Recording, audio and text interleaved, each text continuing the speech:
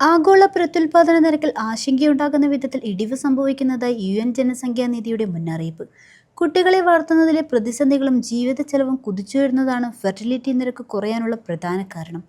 വ്യത്യസ്ത രാജ്യങ്ങളിലെ 14,000 ആളുകളിലാണ് സർവേ നടത്തിയത്. സർവേയിൽ പങ്കെടുത്ത മിക്ക ആളുകളും 2 അതിലധികമോ കുട്ടികളെ ആഗ്രഹിക്കുന്നു.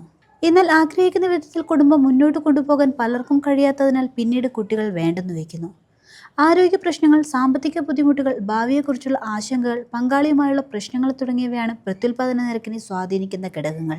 ഇന്ത്യ, US, ദക്ഷിണ Korea, Thailand, Italy, Hungary, Germany, Sweden, Brazil, Mexico, Indonesia, Morocco, ദക്ഷിണാഫ്രിക്ക, നൈജീരിയ എന്നിവയിലാണ് സർവേയിൽ പങ്കെടുത്ത രാജ്യങ്ങൾ. ഏകദേശം 40% ആളുകളും കുട്ടികളെ വളർത്തുന്നതിനുള്ള ചെലവുകൾ, ജോലി അരക്ഷിതാവസ്ഥ, ചിലവേറിയ താമസ സൗകര്യം തുടങ്ങിയ സാമ്പത്തിക തടസ്സങ്ങളാണ് തങ്ങൾക്കുള്ള ബുദ്ധിമുട്ടായി ചൂണ്ടിക്കാണിച്ചത്. ഇന്ത്യയിൽ തമിഴ്നാട്, കേരളം എന്നീ സംസ്ഥാനങ്ങളാണ് പ്രത്യുൽപാദന നിരക്ക് ഏറ്റവും കുറവ്.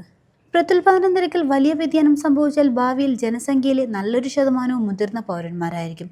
ഇത് തൊഴിൽ ശേഷിയുള്ളവരുടെ എണ്ണം കുറയ്ക്കുകയും രാജ്യങ്ങളുടെ വളർച്ചയെ സാരമായി ബാധിക്കുകയും ചെയ്യും.